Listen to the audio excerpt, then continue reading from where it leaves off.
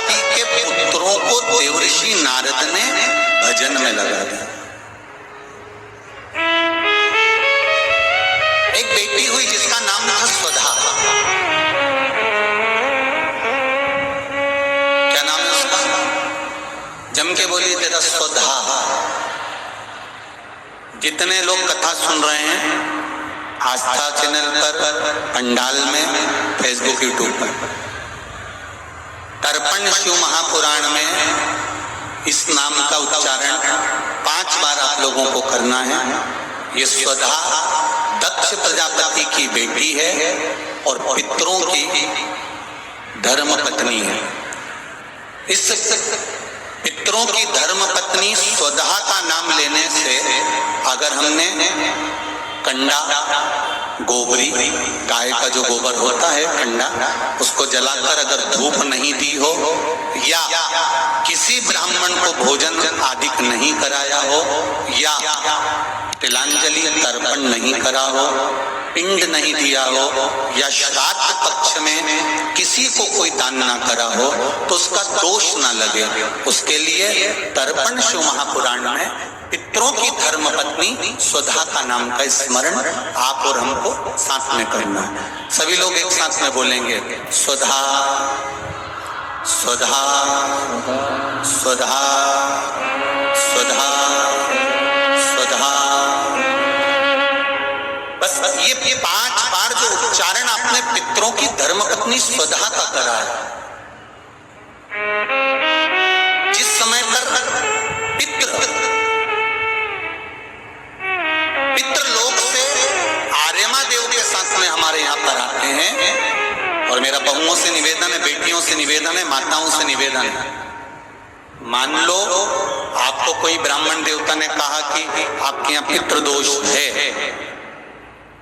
आपको कह दिया कि पितृदोष है, तो आपको घबराना नहीं है कि महाराज जी मुझे क्या करना पड़ेगा। पितृदोष है, एक चावल का दाना घर में से लीजिए, हथेली पर रखिए, पानी का जो मटका होता है, हंडा होता है, पानी का जो मटका है, हंडा है, जहां पर रसोई घर में तुम पानी रखते हो, उस हंडे के पास में, मटके के पास में उस चावल के दाने को लेकर जाइए, अपने पितरों का स्मरण कर कर स्वधा स्वधा स्वधा स्वधा स्वधा 5 बार बोलकर शंकर भगवान के शिवलिंग पर, तुम्हारे घर में शिवलिंग हो तो घर में, और अगर मंदिर में शिवलिंग हो तो मंदिर में, उस चावल के दाने को चढ़ा दीजिए। कैसा भी पितृदोष होगा समाप्त हो, मात्र स्वधा का स्मरण बहुत।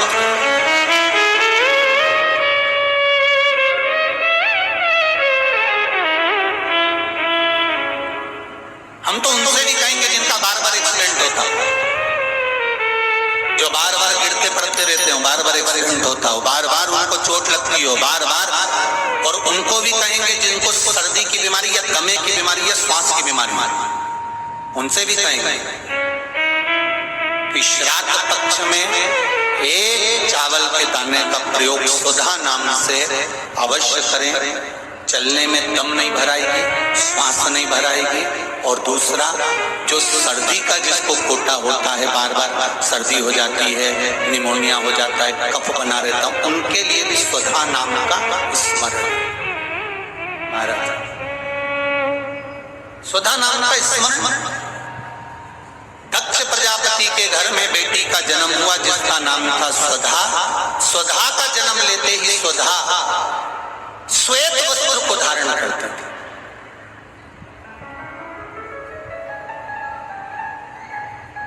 कोई वस्त्र अगर स्वधा पहन रही है तो श्वेत वस्त्र धारण कर रही है। एक दिन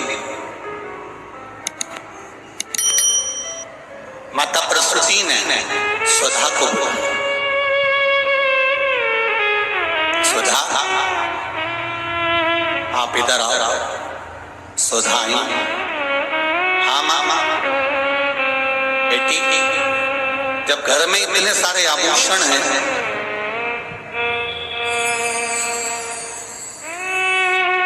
और घर में इतने सारे आभूषण जब रखे हुए हैं, तो तुम उन आभूषणों को धारण क्यों नहीं करती? उन आभूषणों को क्यों नहीं पहनती? घर में इतने सारे वस्त्र रखे हैं तो तुम उन वस्त्रों को धारण क्यों नहीं करते?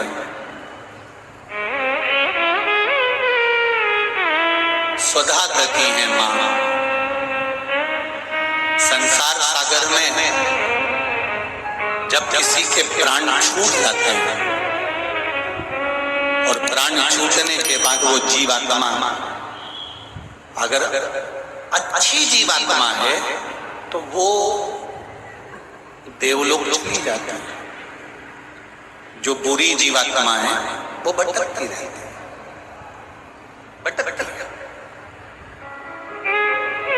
माँ उन जीवात्माओं के कल्याण के लिए मैं श्वेत वस्त्र धारण करता हूं। श्वेत वस्त्र, श्वेत चावल का दाना,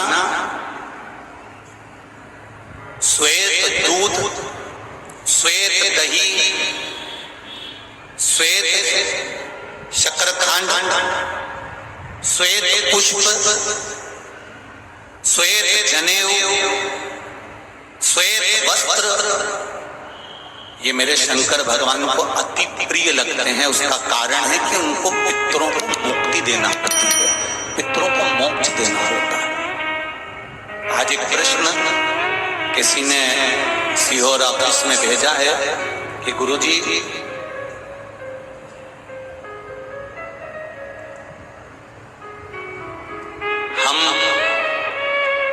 हमको श्राद्ध पक्ष में हम जो ब्राह्मण को भोजन कराते हैं या हम किसी को भोजन कराते हैं तो वो हमारी जीवात्मा को क्या वो मिलता है?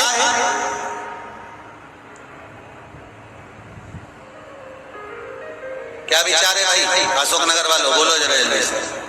प्रश्न भेजा है किसी ने। हम अगर किसी ब्राह्मण को भोजन करा रहे हैं, हम किसी को भोजन दे रहे हैं तो वो हमारी जीवात्मा को मिलता है। 3 प्रश्न हैं और तीनों प्रश्न का उत्तर जरा देखिएगा, बड़ा ध्यान रखना। और जिसने प्रश्न करा है उत्तर प्रदेश से वो ध्यान से सुनना भाई। हमने ब्राह्मण को भोजन कराया, हमने संत को भोजन कराया, हमने गुरु जी को भोजन कराया तो वो मिलेगा। पहले तो ये अंदाजा करिए कि आप भोजन दादा ससुर के नाम से करा रहे हो तो दादा ससुर का नाम लेना पड़ेगा। बोलो सही है कि गलत है? गोत्र बोलना पड़ेगा। उसका कारण क्या होता है कि हमने पत्र लिखा और ये पत्र लिखकर हमने इसको मोड़ कर हमने वो डाकघर के डब्बे में डाल दिया। हमने नाम लिखा, पता लिखा, पिन नंबर लिखा, एड्रेस पूरा लिखा, मोबाइल नंबर पूरा लिखा और हमने डब्बे में डाल दिया। अब पूरे अशोकनगर में चौराहे चौराहे पर ढेर सारे डाकघर के डब्बे लगे। इन सब डब्बों में से चिट्ठी इकट्ठी होती है, एक जगह पर आती है, बड़े डाकघर में पहुंचती है, बड़े डाकघर में से छटकर फिर एड्रेस पढ़ा जाता है। एड्रेस में तुम्हारा नाम पढ़ेगा बाद में, पहले ये पढ़ेंगे कि पिन नंबर क्या है, फिर पढ़ेंगे कि शहर का नाम क्या है। उसमें लिखा होगा गुना और गुना का पिन नंबर डाला होगा तो चिट्ठी को छाट छाट कर अलग रखते जाएंगे। अब गुना में ये चिट्ठी बड़े डाकघर में जाएगी, बड़े डाकघर में चिट्ठी पहुंची गुना के। अब वहां पर बैठकर छाटा गया कि बजरंग कॉलोनी के पास कौन रहता है, तो एलआईजी के पास कौन रहता है, तो चारभुजा नाथ जी के पास कौन रहता है, तो राजेश्वर मंदिर के पास कौन सा रहता है, कौन से वार्ड में रहता है, उसको छाट कर अलग रखा जाएगा। फिर वहां के डाकघर वाले व्यक्ति को, उस डाकिया को वो दिया जाएगा और उससे कहा जाएगा कि ये चिट्ठी पहुंचा दो। अब जरा प्रोसेस देखिए, डाली थी अशोकनगर में, इतने सारे डब्बों में इकट्ठी होकर एक डब्बे की चिट्ठी एक जगह पर इकट्ठी हुई बड़ी डाकघर में, वहां से इकट्ठी होकर फिर दूसरे डाकघर में गई, वहां से फिर धीरे धीरे डिवाइड होती चली गई। उसी तरह तुम्हारी लिखी हुई डाकघर की चिट्ठी जब वहां तक मुंबई